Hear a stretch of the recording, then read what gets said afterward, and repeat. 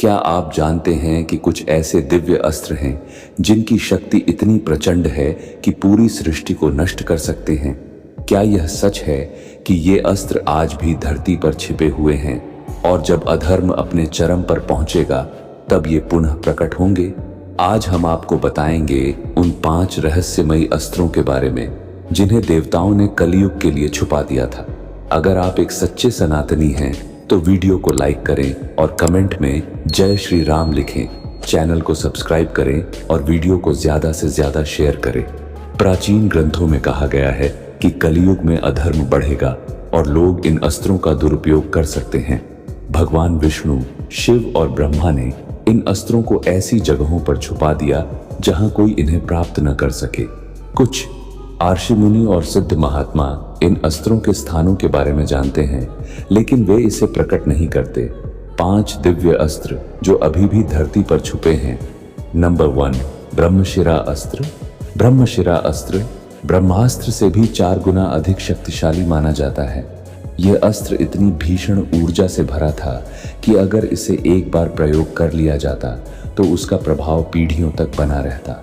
महाभारत काल में अर्जुन और अश्वत्थामा को यह अस्त्र प्राप्त हुआ था, लेकिन जब अश्वत्थामा ने इसे क्रोधवश प्रयोग किया तो भगवान श्री कृष्ण ने इसकी शक्ति को सीमित कर दिया। माना जाता है कि यह अस्त्र आज भी किसी गुप्त स्थान पर छुपा हुआ है और इसे केवल वही प्राप्त कर सकता है जिसे दिव्य ज्ञान और साधना प्राप्त होगी। नंबर 2, पाशुपतास्त्र। पाशुपतास्त्र भगवान शिव का सबसे विनाशकारी अस्त्र है, जिसे स्वयं महादेव ने केवल कुछ ही लोगों को प्रदान किया था। इस अस्त्र की विशेषता यह थी कि यह न केवल शत्रु को नष्ट करता था बल्कि उसकी आत्मा तक को समाप्त कर सकता था। महाभारत में भगवान शिव ने इसे अर्जुन को प्रदान किया था, लेकिन श्री कृष्ण की आज्ञा से अर्जुन ने इसका प्रयोग नहीं किया। इस अस्त्र की अपार शक्ति को देखते हुए भगवान शिव ने इसे गुप्त स्थान पर छुपा दिया ताकि कलयुग में कोई इसका गलत उपयोग न कर सके। नंबर 3, वैष्णवास्त्र। वैष्णवास्त्र एक ऐसा दिव्य अस्त्र है जिसे जब एक बार छोड़ दिया जाता था तो इसे कोई भी अस्त्र काट नहीं सकता था। यह अस्त्र केवल उन्हीं के विरुद्ध प्रभावी होता था जो अधर्मी होते थे। महाभारत में भगवान राम ने इस अस्त्र का प्रयोग मेघनाद के विरुद्ध किया था।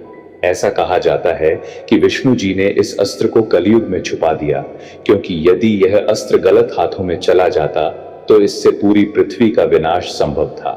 नंबर 4, इंद्रास्त्र। इंद्रास्त्र देवराज इंद्र का सबसे शक्तिशाली अस्त्र था, जिसे जब प्रयोग किया जाता था तो हजारों बिजली कड़कती थी और युद्ध क्षेत्र पूरी तरह जल सकता था।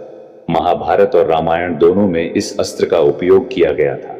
इसे इतना घातक माना जाता था कि अगर कोई साधारण योद्धा इसका प्रयोग करता तो वह स्वयं भी इसकी ऊर्जा से नष्ट हो सकता था।